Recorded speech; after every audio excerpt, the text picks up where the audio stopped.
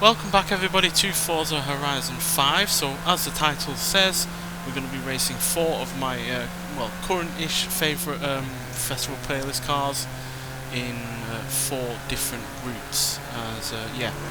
As part of the update, this game has added 4 new road race sprint routes. And yeah, they've done this before, but that was many updates ago where they added 4 other routes. So yeah, it's nice to have 4 more routes added to the game. You know, they'll be added into seasonal championships, or they'll be added into the multiplayer, I believe. So I figured I'd try out 4 of my favourite cars, or at least 4 of some of my favourite cars on these new routes. And the first of which is going to be this Autozam AZ1. So yeah, we're going to be in a different class for each route. So starting out in D class with this one, then C, then B, then finally in A class. So yeah, and this is a fantastic vehicle, quite frankly. Turn left. It's so light and nimble. No, it doesn't have a ton of horsepower, but it really doesn't need it given how little it actually weighs. And yeah, it's full of charisma and energy and personality and all of that jazz. So yeah, fantastic little car. So let's see what it's going to be doing on the first route, which is the San Juan route. So yeah, let's see what this has in store for us. You have arrived at your destination. Solo. So it's 3.3 miles. It's starting just east of San Juan. Catch a glimpse of the incredible mural by Raul Ures as you race through the Colinas Aridas region, down towards the stadium and west towards the base of La Gran Caldera. Cool. And we'll stay in our Autozam. So as you can see, only 63 horsepower, 63 pound-feet of torque, as you will have seen in my review of this car, but it only weighs 1,587 pounds. So yeah, not very much weight to go along with not very much power, but it's certainly enough power for this kind of vehicle. For something as small as this, something as light as this, and because it's mid-engine and rear-wheel drive, it's really well balanced. So yeah, and yes, it has obviously really rather quite skinny tyres, but much like the Toyota GR86, those skinny tyres do make it a fun car to drive. Not out of control fun either, but still fun. So there are 4 cars being added to the festival playlist as well. Since we are in festival playlist cars, so we'll talk about the new festival playlist with 4 cars that have been added. So we're getting a pair of Fords, the Fiesta ST and the Focus ST. Now I do believe they're the last of their generation from Ford, because for some reason Ford only really wants to make 3 kinds of vehicles now: the Mustang, pickup trucks and SUV crossover vehicles. So yeah, and obviously hatchbacks do not come into that equation, unfortunately, which is a great shame, because the Fiesta and the Focus have been part of the landscape in the UK. Obviously they have been sold elsewhere, but I don't believe this current generation was sold in the US that is being added to the festival playlist. So they haven't even got to experience the newest version of those cars, which again is a shame, because they are fantastic hot hatchbacks, or at least the ones that we've had in previous games have been. So hopefully these new ones will be just as good, if not better. They certainly look the part, and they've got plenty of power as well. The Fiesta naturally has less power than the Focus, given it's the smaller of the 2, but it still has a decent amount of power, apparently 197 horsepower and even more in the way of torque. I like the fact that it's got a fair bit of torque over the horsepower, so to make the most of that lack of weight that it's going to have. I like this car, to be honest. Granted, we're not doing particularly well in terms of position, but it's just more about showing off the route than actually properly racing. It's a pretty fast route, not overly technical. Nice downhill, a series of downhill parts to make the most of this car's power.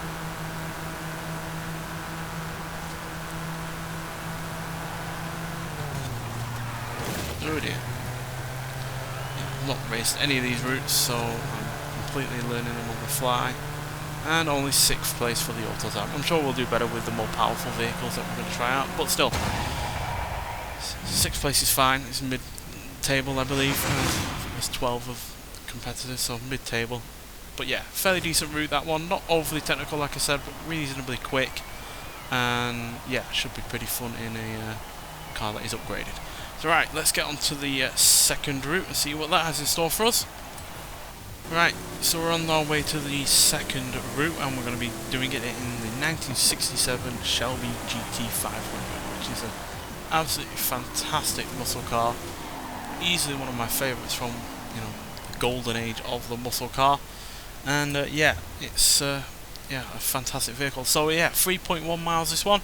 The neon lights of the street scene outpost illuminate the start of this route that heads west along the winding, heavily cambered road through the rolling Mexican fields. So it's a cloverleaf sprint. Right, so the Shelby GT500, well, yes, it's probably not the most powerful muscle car by any means, at 355 horsepower and 420 pounds-feet of torque. You know, your Chevrolet Chevelles or you know, your Dodge Chargers, Challengers certainly had more power than this does, and it's no lighter than such vehicles either at 3,794 pounds, but it's got a very charismatic 7-litre V8 engine. It looks amazing, and the handling is actually fairly good for a muscle car from this era. Just quickly show you what I mean. If you look at the likes of, where are we? Barracuda. Well, we're not far off that in terms of handling, but that's only more than we are because of the lack of weight. And that's upgraded. It's a bit hard to compare when you've got a lot of cars that have been upgraded. But you look at likes of a Chevrolet Nova Super Sport, for instance, not a underpowered car by any means. It's got nearly as much power and torque as we do, but even though it has less weight, it doesn't have anywhere near as good a handling or braking as we do. So yeah, I do believe that this is easily one of the better handling vehicles from the golden age of muscle cars going out there. And since we are in a V8 engine, we may as well talk about the only V8 powered car in the Festival Playlist update, and that is the Dodge Durango SRT Hellcat. So we have the Durango SRT in this game already. We also had it in Forza Motorsport 7 and Forza Horizon 4. But that SRT version has only about 475 horsepower thereabouts, so yeah, decent amount of power, but given it's a car that weighs 5,500 pounds, it's not rapid either. So obviously with the Hellcat engine it's going to have in excess of 700 horsepower, and apparently it has had upgrades in terms of the handling as well, which, to be honest, I think the SRT version needs as well, because I don't particularly feel like that's a great handling car. It really doesn't get the sport part of the SUV acronym down, as far as I'm concerned. So hopefully with the Hellcat, with, you know, improved handling to deal with the massive amount of extra horsepower, will also be, you know, the kind of SUV that it really needs to be. And yeah, it's definitely one of the most powerful SUVs that we've got in this game, especially from a mainstream manufacturer. You know, it's not a car that has been bought and then modified after the fact. Well, we're certainly doing better in this than we were doing in the Autozam. But yeah, it's just a fantastic car. I really do like it. Shelby did wonders with this car.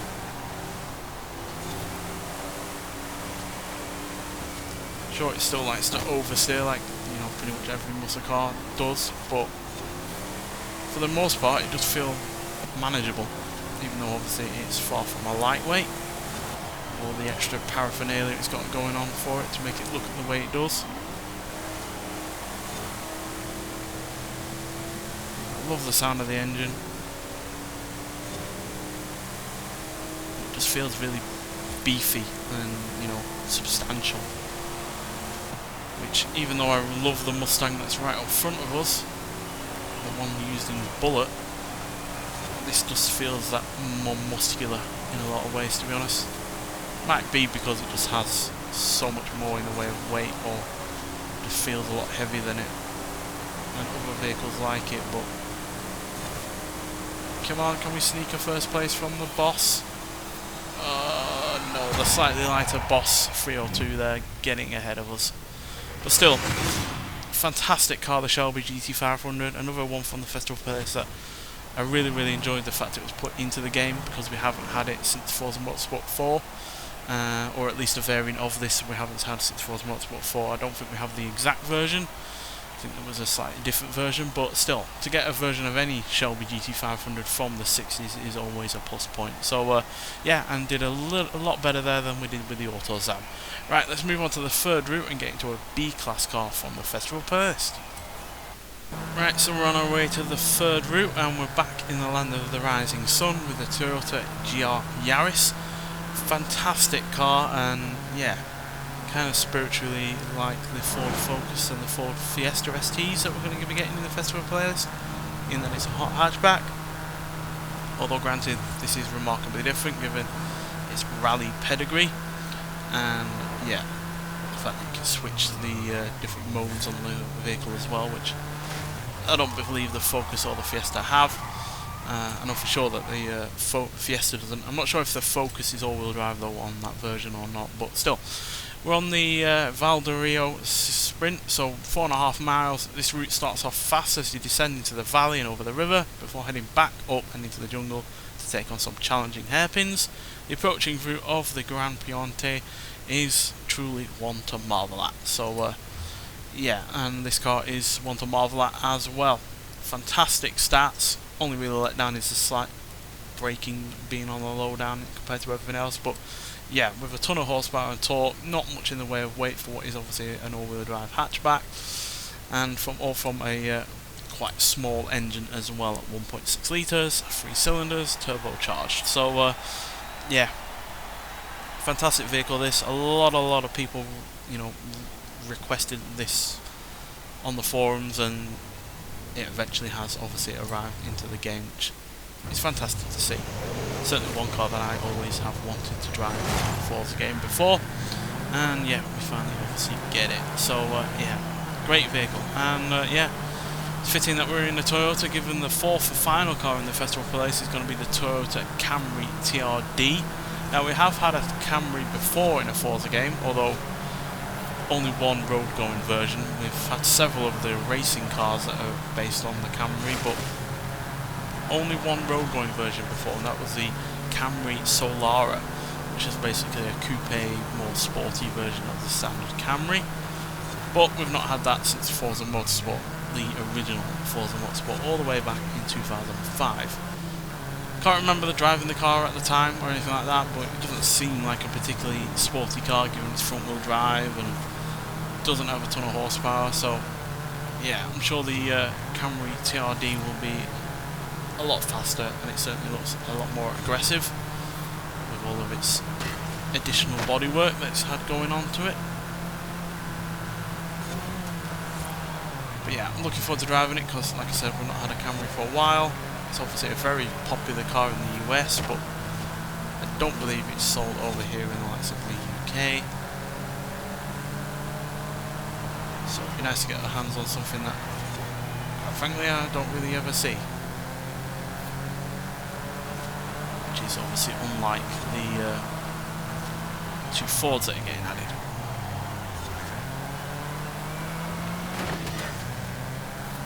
Now, this car is truly fantastic, but obviously the cars up front have more power than we do, and built from the ground up to deal with all-wheel drive, whereas this is obviously a Yaris on steroids. This is a pretty fun circuit, this one, or sprint should I say.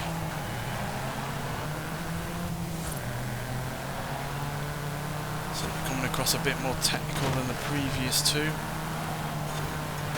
All-wheel driveness of this car is only really giving us understeer at the moment.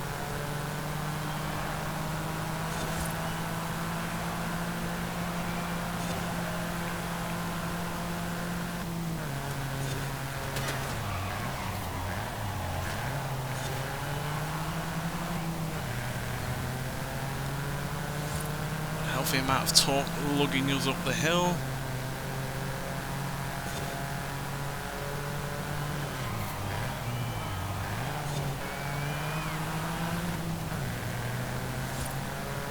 I don't think we're going to get any higher than third, unless as these two start having a scrap.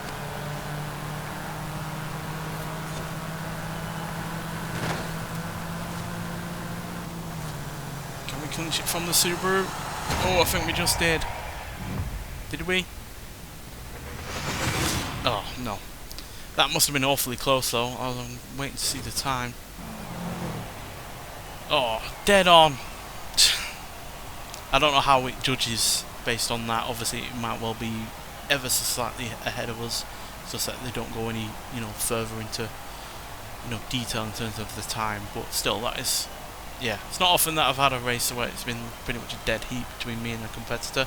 But still, the GR Yaris still give us another podium like the Shelby did, although the Shelby did give us one place higher.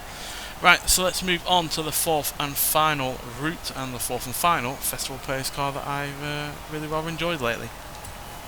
Well, we're on our way to the fourth and final route, and I couldn't very well be looking at my favourite Festival Players cars without getting into at least one EV, and yeah, this is pretty much the king of the EVs that have been added by the Festival Players as far as I'm concerned. No, it's not the fastest, no, it's not the most powerful, but it looks incredible, and it's still really rather fun to drive, even if there have been more powerful EVs that have been added to the game by the Festival Players or otherwise. So yeah, let's see if this can give us a win on this episode or not. Obviously we have come close, but close is not quite good enough sometimes. So we're at the Rocoso Sprint, and this is 3.6 miles. And yeah, with La Gran Caldera looming large in the distance, this route has you hurtling towards the Horizon Festival of Mexico and dancing your way through some technical turns with a big finale at the base of the volcano. So yeah, this car's monumental, to be honest. No, it's not got the best handling or braking of a modern car, especially with this level of amount of power, but it's got pretty good acceleration, decent top speed of more than 160, and yeah, it's got 641 horsepower and 567 pounds-feet of torque. Obviously it weighs a fair bit, but it is at least 50-50 weight distribution, so it's not, unbalanced at the very least. So yeah, I love the look of this car. I like its retro 80s inspired styling, but it's also still crucially modern to not look like a throwback. Oh, what did I press there? I think I changed the driver tars. What were they on? Oh, that's fine. So yeah, let's start and see what we can do with this thing. Now we're not up against the best competition by the looks of things. We've got a Lincoln Co, we've got a Mini Countryman, we've got the Rivian, even more powerful and quicker than we are, despite weighing more.